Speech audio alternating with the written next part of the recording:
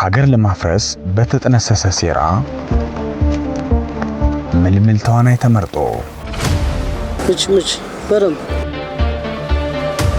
ሐሰተኛ የታሪክ ገጽ ነድፈው የልቂት ድርሰት ጽፈው በስክሪፕቶ ላጥላጥ አርጎ ጽፎ ሰጠኝ። ህዝብን ለማደናገር ሙያዊ ስነ ምግባራቸውን አሽቀንጥረው ጥለው የልቂት ነጋሪት ጎስመው ዳይሬክተሩና አዘጋጇ ማል ላይ ያቋረጡ ሐዘን ለኩሰው በእንባ ነግደው ሜት ውስጥ ገብቼ እንዳወራ የተቀባውት ነበረ 4 ቦታ ላይ ማለት ነው። ገና መጀመሪያ እየሳኩም ቢብያቸው ማለት ነው።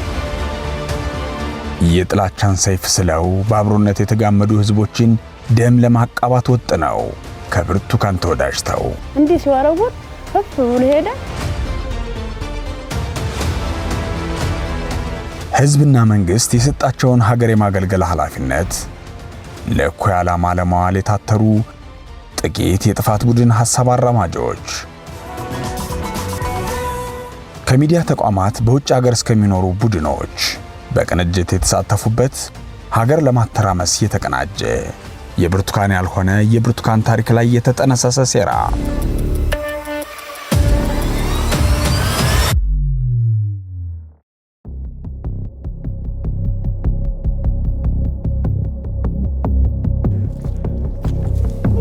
በሐሰት ተዘርቶ በሴራ ፖለቲካ ታጭዶ በጥላቻ ተፈጭቶ በእንባ ተቦክቶና የደም ማዕድ ሆኖ ከቀረበው ሐሰተኛ ፕሮግራም ከወራት አስቀድሞ በአዲስ አበባ አዲስ ከተማ ክፍለ ከተማ ወረዳ 14 የመንግስት መዋቅር ውስጥ የመሸጉ ሴረኞች በኢቢኤስ ቴሌቪዥን ጣቢያ ውስጥ የጋዜጠኝነትን ጭንብል አጥልቀው የሴራ ፖለቲካ የሚጎነጉኑ በውጭ አገራት የራሳቸውን የተደላደለ ህይወት የሚኖሩ የከሰሩ ፖለቲከኞች በራሳቸው የምቾት ሰገነት ተንፈላሰው ለህዝቡ የጦርነት ነጋሪት እየጎሰሙ በአገር ቤት እልቂት ጠንሳሽ ግለሰቦችና ቡድኖችን ያቀፈ ለሴራ የተጠራራ ቡድን እርስ በርሳቸው በሚጋጩ ሐሰተኛ ትረካዎች በተደበቁና በተዘበራረቁ የፈጠራ ታሪኮች በሚካካዱ የሴራ ተዋናዮች ምግብ ያስፈልገኛል ምበላው መጠጣው የለም በተቀባቡ መረጃዎች ህዝብን አደናግሮ የቁጣ እሳት ለኩሶ በሀገርና በዜጎች የሞት ድግስ ደግሶ የፖለቲካ ትርፍ ለማግኘት ከአዲስ አበባ እስከ ካናዳ ከአሜሪካ እስከ ሐዋሳ የተዘረጋ ውጥን የሴራ መረብ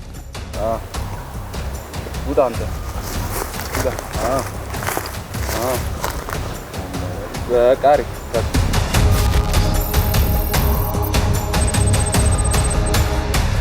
ከመዓዛ መሐመድ ወደ ልጅ አዲስ ከልጅ አዲስ ወደ መዓዛ የሚመላለስ ተስፋዬ ወልደስላሴንና ሌሎች ከቅርብም ከሩቅም አባላትን ያካተተና ኢትዮጵያ ካናዳና አሜሪካ ያሉ ሴረኞች የተሳሰሩበት አንድ የሴራ መረብ ተዘጋጅቷል። ልጅ አዲስ ቀደም ሲል የወረዳ 14 ሰራተኛ ነበር በአዲስ ከተማ ክፍለ ከተማ። በዚያም የወዳጅነት የሚመስል የሴራ መረብ ዘርግቷል። ልጅ አዲስ ዋለልኝ ካሳውንና ሌሎችንም ያጣመረ ሁለተኛ መረብ ደግሞ በኢትዮጵያ መዲና በአዲስ አበባ ተዘርግቷል። ማዕከል ላይ ደግሞ በኢቢኤስ የመሸጉ የሴራው ተሳታፊዎችና ሴራውን አካል ሰጥታ በቴሌቪዥን መስኮት የምትቀርበው ብርቱካን ተመስገናለች። የሴራው ሐሳብ ከተረቀቀ በኋላ ተቀረጸ። ሐሳቡ እውን መስሎ እንዲታይ ደግሞ ከዚህ ቀደም ተከሰተ ካሉት ያልተጨበጠ ታሪክ ስሜት ይኮረኩርልናል ብለው ያሰቡትን መረጡ። ደምቢዶሎ ዩኒቨርሲቲ በኢቢኤስ ቴሌቪዥን የአዲስ ምዕራፍ ፕሮግራም ዳይሬክተሩ ታሪኩ ኃይሉ ደግሞ ተውኔቱን ጻፈው። ልጅ አዲስና ህሊናም ተዋናይ መልምለዋል። በጥፋት ቡድኑ አባላት የተመለመለችው የተረት ዓለሟ ተጠቂ ብርቱካን ተመስገን በሴራ ተቦክቶ የተጋገረውን ድርሰት ለመተወን እምነት ተጥሎባታል። እኔ እኮ እናት የለኝም።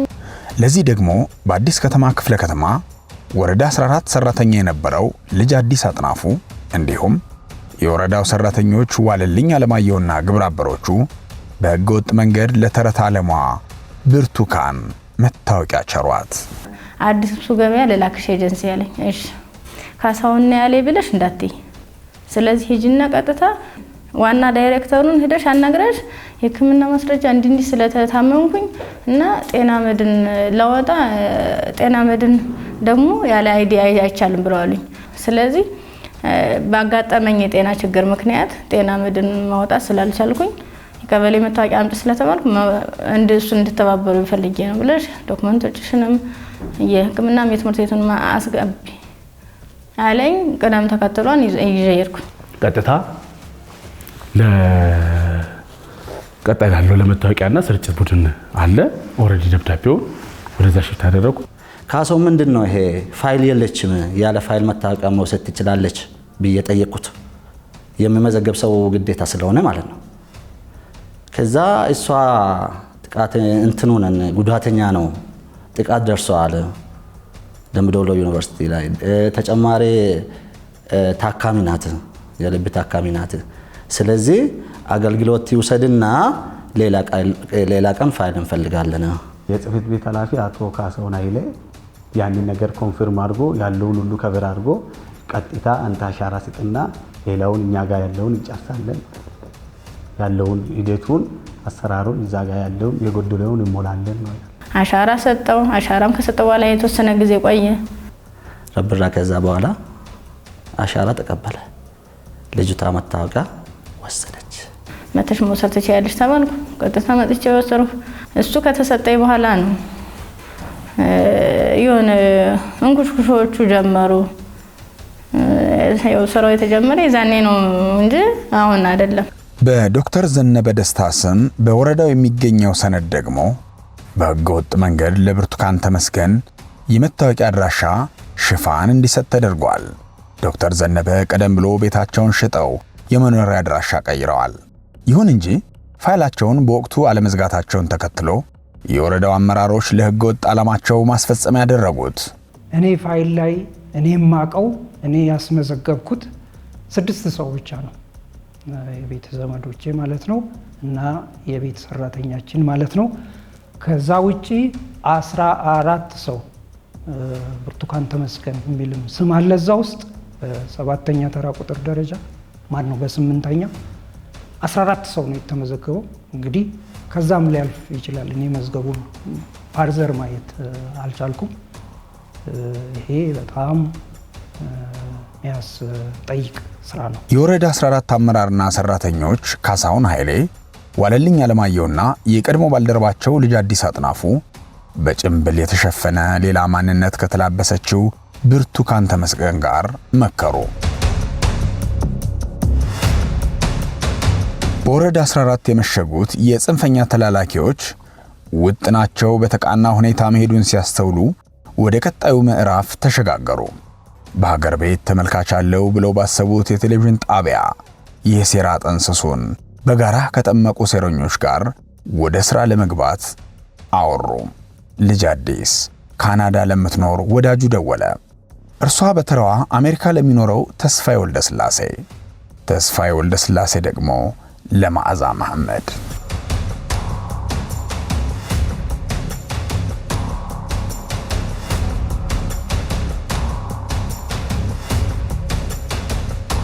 ፍሬህይወት ማናዬ የምትባል ካናዳ የምትኖር አብራኝ የተማረች ልጅ አለች። በስልክ አገናኟት አገናኘኝ ብላ ታሪኳን ነገረቻት። በስልክ ተገናኙ ከነሱ ጋር። ሄሎ አወይ አንዴ ብሩት አቤት። ይኸውልሽ እንግዲህ ከአንድ ሰዓት በላይ ቀጥቅጬ ኦልሞስት 2 ሰዓት ሆኖ ስልክ አሁን ነቃች ከእንቅልፏ። እንዴት ነሽ ቡርቴ? ሰላም ነው? እግዚአብሔር ይመስገን። መድኃኒት ውጭ ስለነበረ ራሴን አሞኝ በዛ ረጅም ሰዓት ተኛው። ሶሪ። እንዴት ነሽ? እግዚአብሔር ይመስገን። ይቅርታ የኔ እናት። ጤናሽ እንዴት ነሽ? ደህና ነኝ እግዚአብሔር ይመስገን። አይዞሽ። አሁን እንደ እናትም እንደ እህትም እንደ ስራ ባልደረባም ምን ነገርሽ ማለት ነው። ልጅ አዲስን አግኝተሽው ነበር? ከዛ በኋላ አላገኘሁትም። ትናንትና በስልክ ተገናኝተን ከዚያ እዚያው ላይ ተቋረጠ። ሌላም ስልክ እያወራሁ ነበር። አሁን ከማን ጋር ነሽ? አሁን ከእቴ ጋር። እሺ አገናኝኝ። እንዴት ነው ማንነት? ሰላም መዓዛ እባላለሁ። እንዴት ነሽ? አለሽ አይደል? ብርቱካን የሰማሽ ነውና ይሄ ነገር ከወጣ ዩኒቨርሲቲ ተማሪዎች ጉዳይ ከተነሳ በጣም ትልቅ ጥያቄ ያስነሳል። እንኳን አይደለም አሁን እንደምትለው ከነገሩ ጋር ምንም ግንኙነት የሌላት ነገር ሆኖ የእውነት የተባለውም ነገር ትክክል ቢሆን የመንግስትን ፖለቲካ በጣም ነው የሚያበላሸው። ቀላል ነገር አይደለም። ወደ ጎን ከዛ ወደዚህ ከዛ ወደፊት ይጀው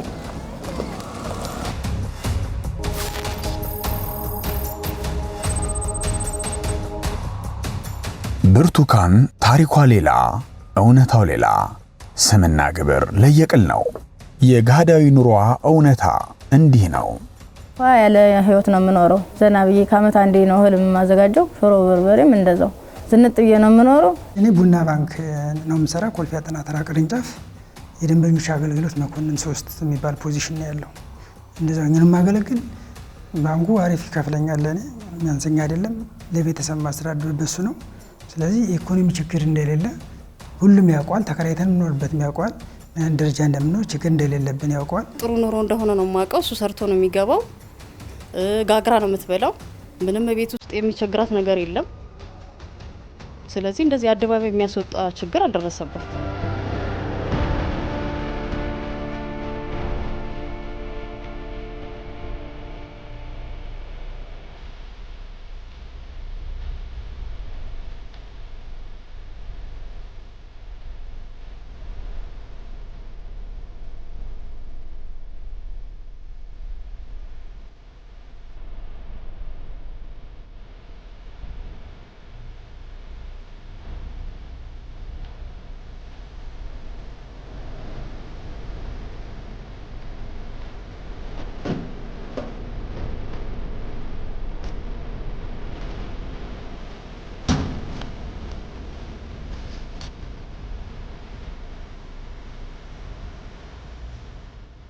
ታሪኩ ኃይሉ የፖለቲካዊ የሴራ ድራማው ዳይሬክተር ነው። የታሪኩ ብርቱካን መልኳ ሌላ ነው። ዳይሬክተሯ ከጥፋት ቡድኑ የተሰጠውን ተልዕኮ የምትተውንበትን ቦታ አመሻሽቶ አስፈላጊ ድጋፍ ያደርጋል። ቤት እንደከራይ ያደረገ 7000 ብር በእጅ የሰጠኝ ታሪኩ ይባላል። የቤት ቴሌቪዥን ሰራተኛ ነው።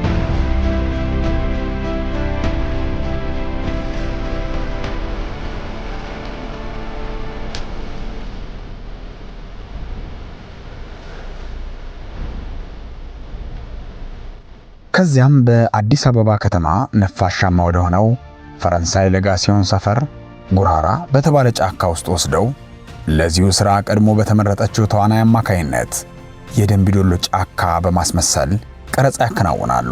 ዛሬ 3 ሳምንት ምናምን አካባቢ በፊት ደወለልኝ። ቀረጻ አለ ለአዲስ ምዕራፍ አለኝ። እሺ አልኩት። ከስቱዲዮ ነው የወጣ ነው። ካሜራማችንና ዳይሬክተሮች ታዝዤ ወደ ስራ ወጣን። በመሀል ላይ እየተደዋወለ ነበር እና ልጅ ይቀርበታል ይመስለኛል። ማን ነው? ታሪኩ ዳይሬክተሩ ማለት ነው። ከዛ ተደዋወለ። በጨረሻ ላይ በቃ እንሂድ ብሎን መንገድ ላይ ቆመን እየጠበቅነው ነበር። ሄደን እዛ ጉራራ የሚባለው ማለት ነው። ጉራራ ፈረንሳይ ሰፈር ይዛ ነበር። ከዛ የመጡት 2 አንዱ ሹፌር፣ አንዱ ካሜራማን ከሱ ጋር አንድ ካስት እንደኔ ወንድ እና ደግሞ ራሱ ታሪኩ ማለት ነው መጡ። ከዛ ጫካ አለ ከኛ ወደ ላይ ወደ አንቆርጫ የሚሄጃ ጋር። ከዛ እዛ ጋር መኪናው ቆመ። ወረድን። በቃ ከዛ ዳይሬክት ሲያደርግ የነበረው ሩጭ ሲለኝ ትንሽ ሮጥኩኝ። እግሬ ጋር ሲቀረጽ ነበረ። ከዛ የሆነ ድንጋይ ጋር ቁጭ አልኩኝ። ተቀረጸ። በቃ በአጠቃላይ 20 ደቂቃ አልፈጀም ቀረጸ። ልክ እዛ እንደደረስን ካስት ይቀርበታል። ከዛ ላይ መጣና በሱ ቦታ ስራ ከሚበደል ይሄን ነገር ሸፈነልኝ ምናምን ነገር አለ። እሺ አልኩትኝ። ታሪኩ ይባላል ማለት ነው። ከዛ በኋላ አስረዳኝ ያለውን ነገር። ልጅቷ እንደ ደፋሪ ሆነ እንትን ትላለህ ምናምን ነገር አለኝ። እሺ አልኩት። ገባን ማለት ነው ጫካ። ልጅቷን ይዘን ሮጠን ወደዛ። ከዛ ወደዚህ መጣን። ከዛ በኋላ እዛ ጋር ቆመዋለን። ቀበቷችሁ ፍቱ አለ። ቀበቴን ፈታው። ይሄ ነው የነበረው። በጫካ ውስጥ እያለች ለመደፈሯን እና በጫካ ውስጥ ብዙ የእግር ጉዞ እንዳደረገች እሷን ሲል ለመቅረጽ ከተዋናዮች ጋራ እዚህ በፈረንሳይ አካባቢ የሚገኘው በጉራራ ጫካ ነበር የመጣ ነው።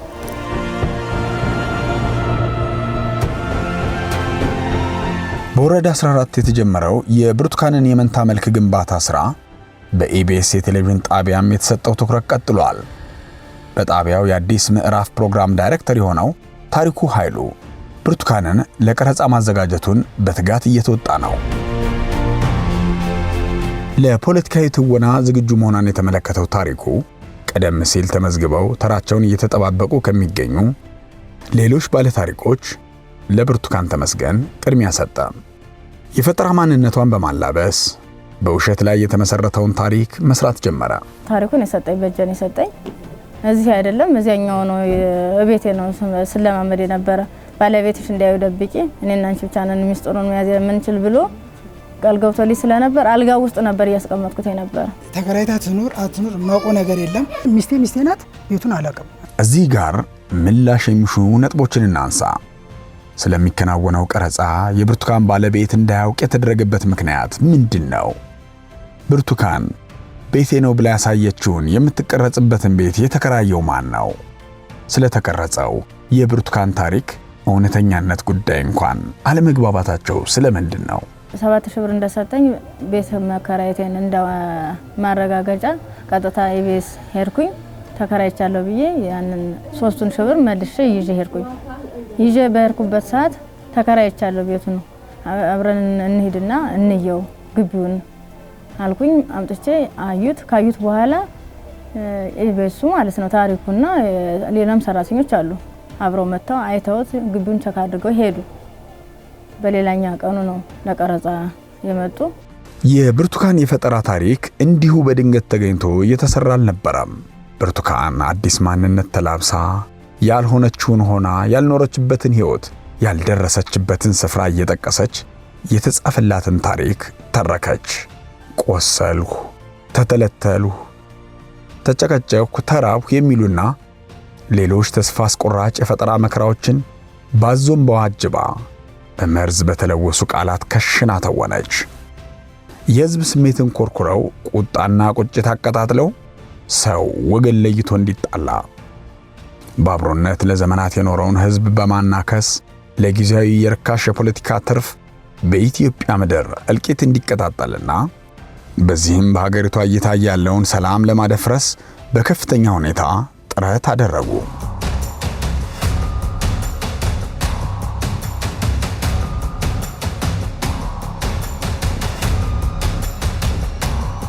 ለሴራ ታሪካቸው ጡዘት በሚል መዝግበው ያስቀመጡት የቅዠት ታሪክ መቸቱን በተንኮል ስለው አስቀምጠዋል። ብርቱካን ያልደረሰችበትን አካባቢ ደንቢ ዶሎን የመጥራቷ ምክንያት ሳይቀር በሴራ አባላቱ መካከል መግባባት አልተደረሰበትም። ደንቢ ዶሎን እንድጠራና ጥቃት እንደደረሰብኝ እንዳወራ ያደረገው ካሳሁን ነው። በደንቢ ዶሎ ዩኒቨርሲቲ ውስጥ ምንም አይነት እገታ እንዳልተፈጠረ እኔ ካለኝ እንትን ያንን ነው የማውቀው። ደንቢ ዶሎ ዩኒቨርሲቲ አካባቢ ላይ እየተማረች የነበረች ጥቃት እንደደረሰች ካሳሁንና ብርቱካን እየወሩ ሰምቻለሁ። ከዚያ በኋላ ያለው የትኛውም ሰው ሲጠይቅሽ እኔን ሲለኝ ካሳሁን ራሱ የትኛውም ነገር ሲጠይቅሽ ምንም ችግር የለውም፣ ይሄ እኮ ጎንሽ ያለው ይሄኛው እኮ ደንቢ ዶሎ ሰው ልጅ ነው አዋሪው እኮ እንትን ምንም ነገር እንዳታወሪ ይሄ ጆሮን ራሱ ወደዚህ ስቦ እያዋ እንትን እያለ ነው ሁሉ ብሎኛል። እሱ እንደውም የነቀይ ደወሹሽ ያለ ረጅም ነው እና 1 አመት ምናምን የሆነው ከመጣ ያ ማለት ወሳኝ ኩነት ከመስራት ከጀመረ 1 አመቱ ነው። እነሱ ስለ ጥቃት ነው የሚወሩት፣ ስለ ጥቃት፣ ስለ ደንቢ ዶሎ ዩኒቨርሲቲ። ካሳሁን ስለ ደንቢ ዶሎ ዩኒቨርሲቲ ያወራል። ተደፍራ ታግታ ደንቢ ዶሎ የሚለው በጣም ውሸት ነው። አታውቀውም። ደንቢ ዶሎ ቤት እንደሆነ ራሱ ዩኒቨርሲቲ ቤት እንደሆነም አታውቀውም። ስሙንም ላታውቀው ትችላለች። የዛ ደገና ነበር። ታሪኩ ታሪከኛ ልጅ ነው። አዲስ ማንነት ጽፎ ለተመረጠችው የሴራ ፖለቲካ ተዋናይ ይስጣት እንጂ የሐሳቧ ምንጮች ርቀው በአውሮፓና አሜሪካ ከጀርባ መሽገዋል። የጥፋት ሐሳብ እየናጡ ቃላት እየመረጡ ፖለቲካቸውን እልቂት ላይ መትከል የሚሹ የሴራ ኃይሎች በኩይ ተግባራቸው ተፈናጠዋል። ብርቱካን ነግሬሻለሁ ከዚህ በፊት ይሄ ታሪክ ያንቺ ታሪክ ብቻ አይደለም፣ የከሌ ታሪክ ብቻ አይደለም፣ የአማራ ህዝብ ታሪክ ነው። ይያንዳንዱ ቀድማ የነገረችሽ እንደዚህ እንደሰራይ ታውቃለች።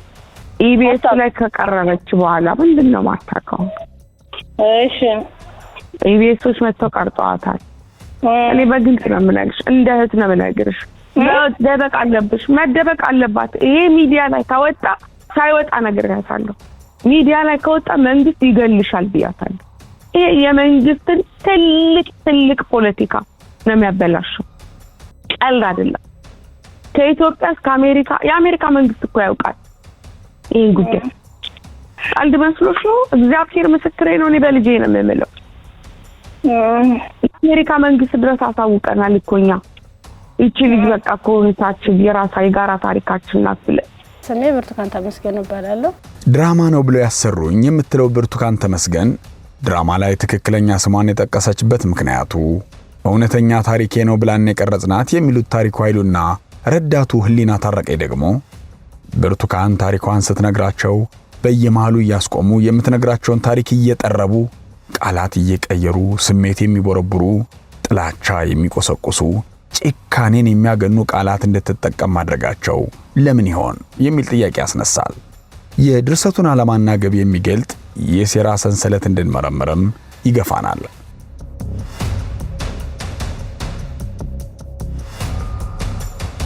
ህሊና የሆነ ቃላቶችን ስሳትና የሆነ ሲጣፋብኝ ከመሃል ታስተካክልልኛለች።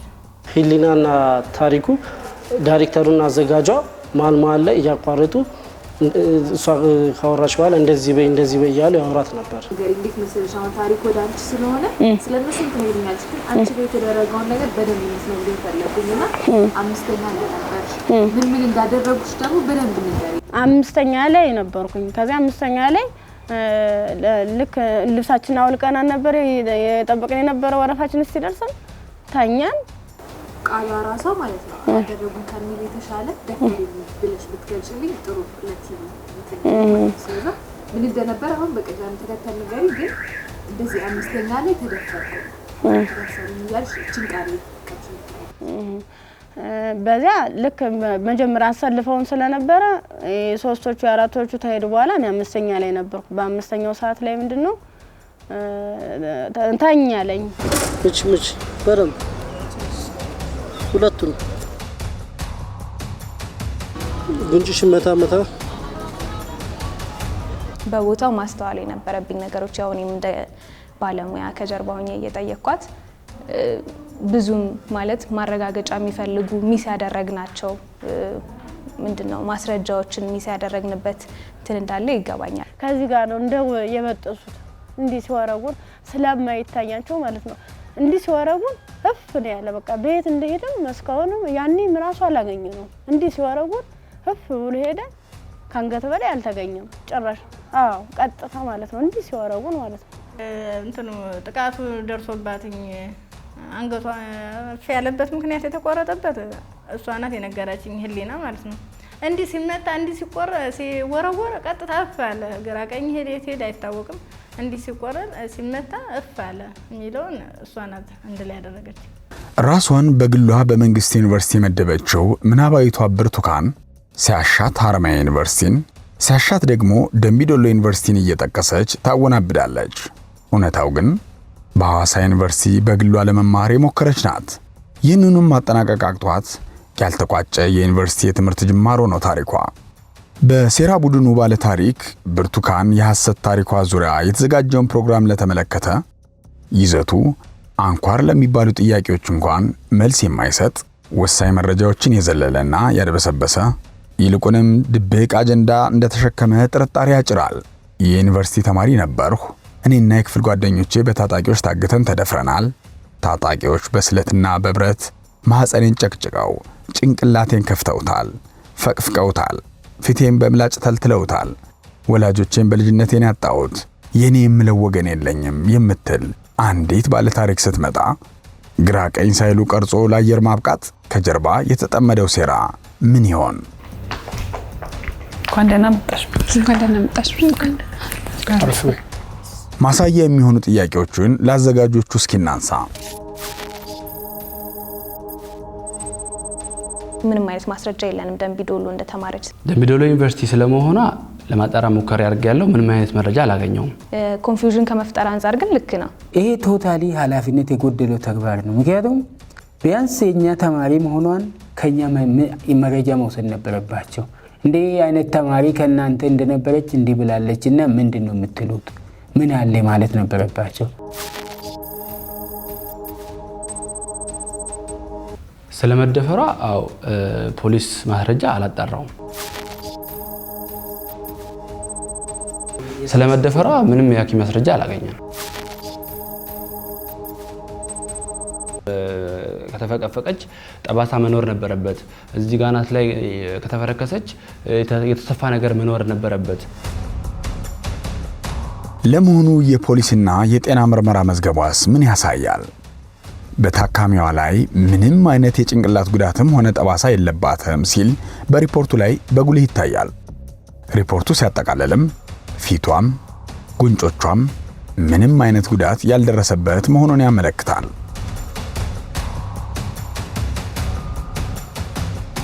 በብርቱካን ታሪክ ላይ ከተለመደው አሰራር ወጣ ያለብኝ ከዚህ በፊት አንድ ሴት ከተደፈረች ፖሊስ ጣቢያ ሄዳ ክስ ተጀምሮ አንዳንዴም ውሳኔ የተሰጠበት ታሪክ ይመጣል። የብርቱካን ተመስገን ግን ምንም አይነት የተጀመረ ክስ የለም።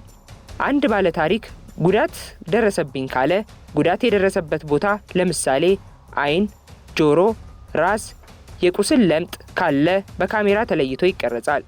የብርቱካን ተመስገን ግን ጭንቅላቴን በቢላዋ ፈቅፍቀውኛል ትላለች። ጭንቅላቷ ግን አልተቀረጸም። ምንም ምስል የለም። ፊቴን ይሄንን እንትን በቢላዋ በምላጭ ነገር ተለተሉኝ ምናምን የምትለውን የሆነ ግንባሯ ላይ የሆነች ምልክት ነበረቻትና በቃ ከዛ ጋር ነው ሊንክ ያረኩት። የሆነ ፊቷን ዞር ብዬ ሳይ የሆነ እዚህ ጋር ግንባሯ ጋር የሆነ ምልክት አለና ምናልባት እሱን ለመግለጽ ፈልጋ ነው ብዬ ነው ያሰብኩት። እዚህ ለሁለት ተሰንጥቆ ነው ለሁለት ተከፍሎ ነው የተባለው ማለት ነው። ይሄው ኖርማል ነው፣ ምንም ነገር የለም። ገባ በቢላም የተፈቅፍቅ ያለ የተባለው ይሄው ፊቴም ኖርማል ነው።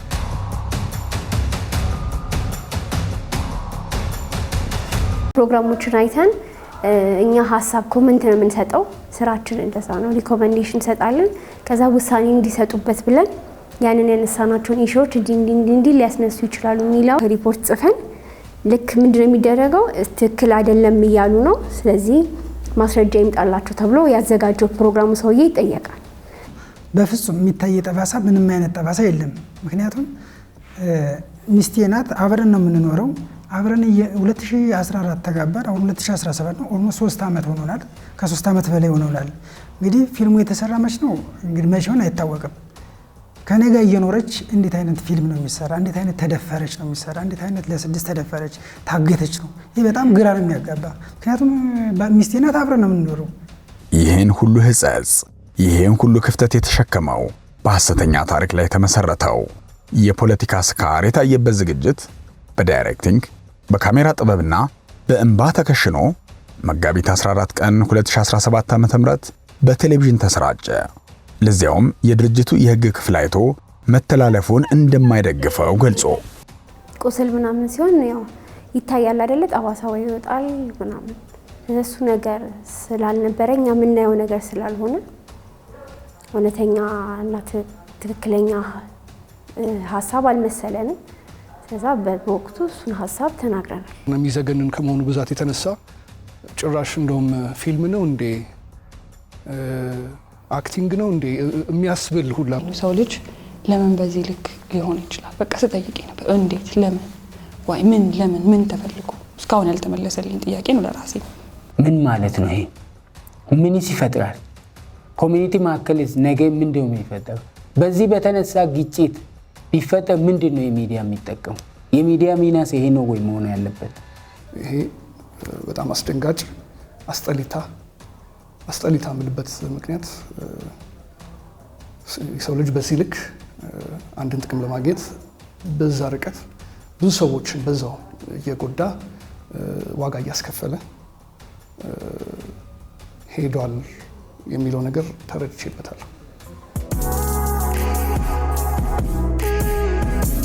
ዜጎችን ማስተማር፣ ማዝናናትና መረጃ መስጠት በሚል ዓላማ የተቋቋሙ መገናኛ ብዙሃን አንዲት ጥቂት ስህተት አፈትልካ ለሚሊዮኖች ከደረሰች በኋላ በዜጎችና በሀገር ላይ ሊደርስ የሚችለውን አደጋ ከታሪክ መገንዘብ ተረድተው ጥንቃቄ ሊወስዱ ይገባል። በድህረ እውነት ዘመን ሳያጣሩ መረጃዎችን መቀበል የሚያስከፍለው ዋጋ ብዙ በመሆኑ መጠንቀቁ የግድ ይላል። የብርቱካን ያልሆነው የብርቱካን ታሪክ በቴሌቪዥን መሰራጨቱን ተከትሎ ከተለያዩ አቅጣጫዎች የገንዘብ ድጋፍ ጎረፈላት። የንግድ ባንክ አካውንቷን በ2 ቀናት ጊዜ ውስጥ ብቻ 3 ሚሊዮን በላይ ገንዘብ ገቢ ሆነለት። በሌላ በኩል ደግሞ የማህበራዊ ሚዲያ ገጾችን ትኩረት እንዲስብና ነውጥ እንዲጎትት ታስቦ ጉዳዩን ማራገብ ተጀመረ። ከሴራው ጋር የተነካኩና የቴሌቪዥን ፕሮግራሙን መተላለፍ በጉጉት ሲጠብቁ የነበሩ የጥፋት ቡድኑ አባላት፣ የፖለቲካ ውንብድናው ባለቤት የሆኑ ሴረኞች፣ የኢትዮጵያ ታሪካዊ ጠላቶች፣ የማህበራዊ ሚዲያው ተዋናዮች ብዙዎቹ ዝግጅቱ በተላለፈበት ቅጽበት ያራግቡት ጀመር። ባይሳካላቸውም አመጽ እንዲነሳ ህዝቡም ተቆጥቶ አደባባይ እንዲወጣ ጎተጎቱ።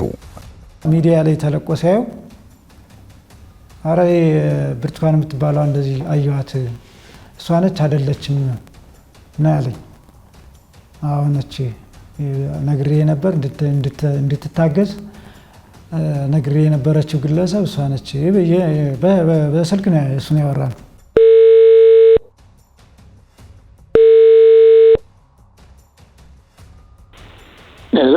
ሄሎ ሰላም እንዴት አመሸ? አለን አለ እንዴት ነው?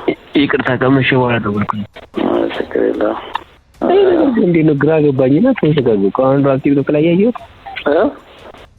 ላይ ያየሁት በቃ እሺ ዝም ብለህ ይኸውና በእነሱ ናቸው። በእነሱ በራሳቸው ተው እባክህ ይበላት። እንዴት የራሷን ጥፋት ነው የልጅቷ? እንዴት በቃ ቦታ መቀየር ትችል ነበር። አሁን ተያዘች ተይዛለች ተፈረከ ነው የሚለው እንደዛ ነው ያለኝ። አላውቅም እንጃ እንግዲህ እጃቸው ስላለበት ነው እንደዚህ ያደረጉት ይመስለኛል። በቃ እጃቸው ስላለበት ነው እንደዚህ ያደረጉት እንግዲህ ፖለቲካ ስለሚያበላሽ ነው። አሁን እኮ እንዴ ፈልከው ዘይት የተለቀለቀውን አንተ ውሃ በላይ ታፈስበት ምንድን ነው የሚሆነው? ውሃ በላይ ይሄዳል፣ ይደርቃል። እውነት ነው። ትክክል። ዘይቱ ግን አይደርቅም። እውነት ይሁን እስኪ እናያለን። 1-2-3 ቀን በኋላ ደግሞ የሚለቁት እናያለን። ሰላማዊ ሰልፍ እኮ ያየሁ ነበር። አሁን ይሆናል ሰላማዊ ሰልፍ ባዳር ላይ ምናምን ሰላማዊ ሰልፍ እንዳለ ወጥቶ እንትን እያሉ ነበር። ተው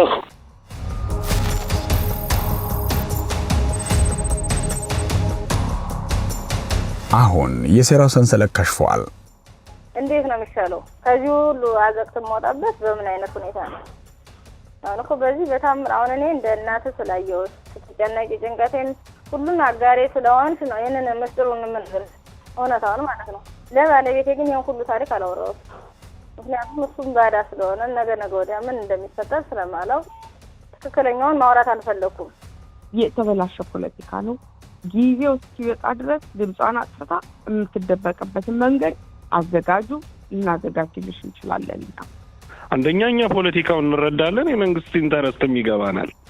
ልጅቱን ማዳን የፈለግነው ልክ ተነጋገርና አዲስ አበባ ያሉ ልጆች የሚያወሯት ነበሩ። ዶርም ትቀይር ተባለ።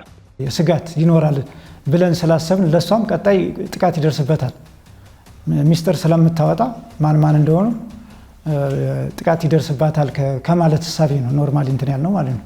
ያልፈለኩት ምንድነው ያልኩሽ ብርቱካን፣ እፊቷ ነው የምነግርሽ። ስልክሽን አጥፊ።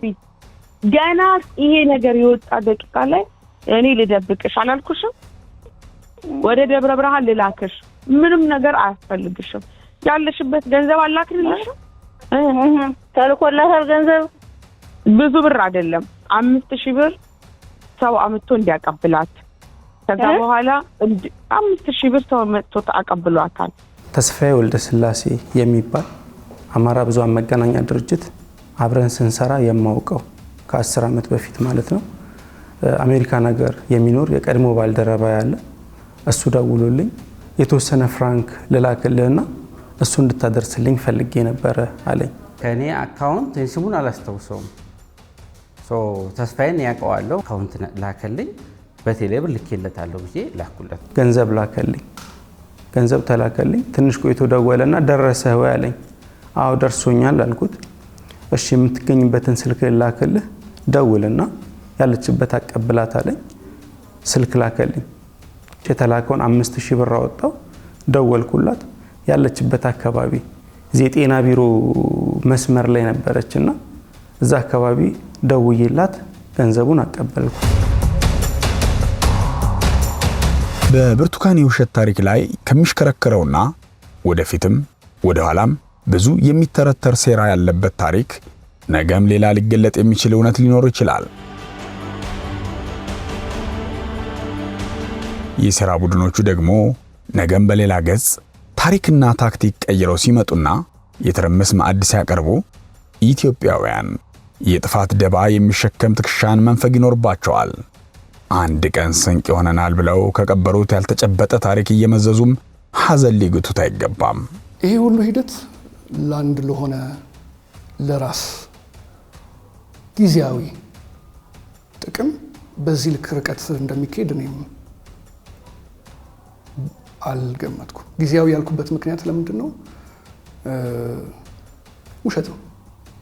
እውነት ደግሞ እያደር ይወጣል። እውነት ነው ቆሞ የሚገኘው። በውሸት የትም አይደረስም። ሩቅ ሊኬድ ይችላል፣ ማለቂያው ግን በጣም አጭር ነው። የማገኛቸው የምታዋወቃቸው ሰዎች መጠራጠር ሁላ እስክጠራጠር ድረስ ሁላ የመሰማት ስሜት አለ።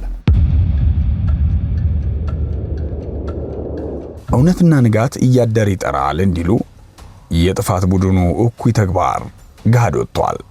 ሐሳብ ሜዳው ላይ ታግሎ ለሀገር ጠብ የሚል ሐሳብ ማፍለቅ የተሳነው የከሰረ የፖለቲካ ቁማርተኛ ቡድን አለኝ የሚለውን የዘረኝነት የመከፋፈልና የጸረ እኩልነት ትርክት በተገኘው አጋጣሚ ሁሉ በማህበራዊ ሚዲያው እየረጨ ያለመታከት የክፋት ሴራውን ሸርቧል። የጸጥታና የደህንነት ተቋማቱ ደግሞ ተናበው ዘመኑን የዋጀ ቴክኖሎጂ ታጥቀው ከህዝቡ ጋር እጅና ጓንት ሆነው ሀገር የማተራመስ ውጥኖችን ማክሸፋቸውን ቀጥለዋል።